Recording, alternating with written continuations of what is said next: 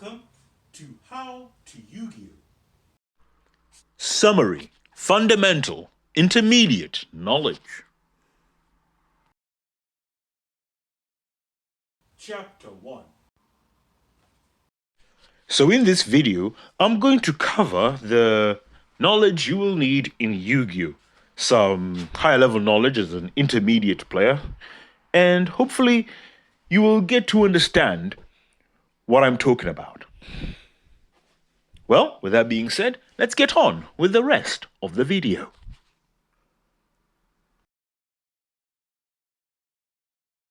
Chapter 2. Let's talk about it. Activation condition negate. So what is it?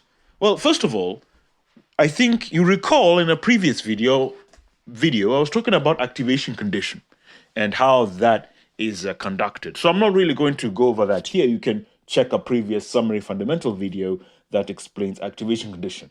Now we will go over activation condition negate. And so on this next slide, you can see here we have Red Eyes Dr. Goon. And its activation condition is you can discard a card to negate an effect. Okay? So that is the activation condition. So an activation condition negate means that we remove that activation condition, or you as a player or your opponent cannot activate that activation condition. So an activation condition negate can be similar to a card like this, Goblin of Greed. You can see from number 1, you can see the keyword there, you can discard one card, and from Goblin of Greed, you can see that it says as long as this card remains up, face up on your side of the field, neither player can activate an effect by discarding from his or her hand. So what Goblin of Greed does, it means that discarding is a continuous effect that applies immediately on the field, and Red Eyes Dr. Goon cannot activate. This is an example of an activation condition negate, having a continuous effect that inflicts its effect on another monster on your side of the field or your opponent's side of the field, rendering that monster useless. Okay, and that's it really, and so that explains to you an activation condition negate. Let's move on. Chapter 3. Here, we will talk about a class system negate. Now, we talked about what a class is in Yu-Gi-Oh! You can look up my previous summary fundamental videos that explain the class system and what it is. Now, and I'm sure you know this by now, so what is a class system negate? A class system negate is a form of negation that removes the class on a monster. So, as we see on this slide, in this next slide here with Breakthrough Skill, is that its effect states, target one effect monster your opponent controls, negate the effects of that face-up monster your opponent controls until the end of this turn. During your turn, except the turn this card was sent to the graveyard, you can banish this card from your graveyard. Then target one effect monster your opponent controls. Negate the effects of that target until the end of this turn. So what does this mean? This means that when Breakthrough Skill is activated, it removes the class of a monster on your opponent's side of the field. That means that Tornado Dragon, as you can see in front of you, will not be treated as a monster. It'll be treated as a blank card. It'll have no name, it'll have no name, no attributes, nothing. It'll become a blank card, meaning it is classless. And as we talked about before, Yu-Gi-Oh! Cards all function with have a class system inbuilt into them. If they have no class, they cannot function. The truth you need to know. So negating a card means removing that card's class. It means it doesn't exist. That is what class system negate does. And any card that negates a card in Yu-Gi-Oh! Is classified as a class system negate. So bear this in mind, as class system negates are the most powerful form of negation in Yu-Gi-Oh! And this is why players hate this form of negation, as you can't really interact with this form of negation. It doesn't build interaction. There's no form of afterthought or any back and forth gameplay that is built with class system negation. This is something that you've got to bear in mind. Well, let's carry on.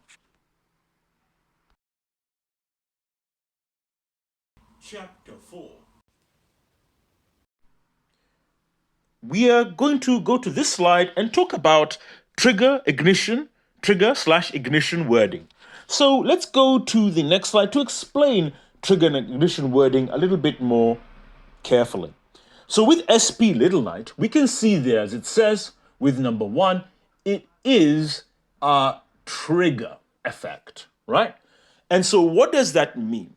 Essentially, because SP little knight is a trigger effect in Yu-Gi-Oh means that certain things have to happen in a certain way for the effect to activate. With SP little knight, it clearly states that when your opponent activates a card or effect. So whenever you see the wording, when your opponent activates a card or effect, anything that relies on your opponent, anything that relies on certain mechanics is classified in Yu-Gi-Oh as a trigger effect. Facts. Okay? And such sort of effects are getting more common now in Yu-Gi-Oh! As we're getting more common effects trigger effects being put into our game. On the other side, you can see Odai's Rebellion Dragon, and this is an ignition effect. So what is an ignition effect? An ignition effect is an effect in Yu-Gi-Oh! That happens when the monster is summoned or part of a summon mechanic. Yeah, essentially it's usually part of a summon mechanic. So for example, we can see here with Odai's Rebellion Dragon that on summon, it says destroy as many level 7 or lower monsters your opponent controls as possible. And if you do, inflict damage to your opponent for each card destroyed. Also, this card can make 3 attacks during each battle phase this turn. Okay? So essentially, that is an ignition effect. So an ignition effect are effects in Yu-Gi-Oh! That happen immediately on summon that affect your opponent, right? That's really convenient. That affect your opponent or that can affect you as a player as well. They affect both you and your opponent, and they can only happen on summon. They're usually of a destructive nature, or they can be of a positive nature or a negative nature. Whereas with trigger effects, these can only happen when the effect is stated on the card and the effect triggers in the way that it is explained on the monster. Whereas ignition effect, those happen only on summon. Trigger and ignition. I think you get that. So let's re-explain that again. Trigger effects are effects in Yu-Gi-Oh! That happen on a monster which clearly explain how the effects work and can only function. They mainly, 90% of the time, rely on your opponent. So the wording, when your opponent activates a card or effect, usually means this is a trigger effect. Whereas ignition effect, seeing the wording destroy as many, 90% tells you it is an ignition effect, as this will happen on summon and it is not activated. Ignition effects are not effects that you can control, as they happen on summon. They are mandatory effects that happen on summon, whereas trigger effects, you have some control over them, but they can only happen in a certain way. I think I've got that covered, and I think you players now fully understand, my fellow students, what this is about. Let's move on. Final chapter. And here we are at the overall conclusion. So in this video, we talked about trigger effects, ignition effects. We also talked about class system negate and activation condition negate.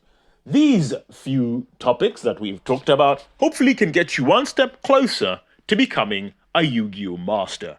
Now, these are the sort of things you're going to need as you play Yu-Gi-Oh! To the highest level to understand and appreciate Yu-Gi-Oh! For what it is. Remember, when it comes to activation condition negate, is that when a card does not meet its activation condition, that is classed as an activation condition negate. When a class system negate, as I have so-called mentioned, is a negate that is of the wording like breakthrough skill, infinite impermanence, ash blossom, right? These are the example of cards that have a class system negate. Where we have trigger and ignition wording, again, we talked about this. Trigger effects rely on the opponent most of the time, and ignition effects rely on summon mechanics, right? 90% of the time. While exceptions do apply when it comes to trigger effects, most of the time with trigger effects, with the way they're worded, with the way they operate, they rely on your opponent, right? So bear that in mind. And I think that's all I've got to say really about this topic. So tune in next time as we'll talk about more things for you to learn as your Yu-Gi-Oh! Sensei. Hope to see you soon. We come to the end of this video. So, as I like to say, you are one step closer to becoming a Yu-Gi-Oh! Master. My fate, right, is in your hands.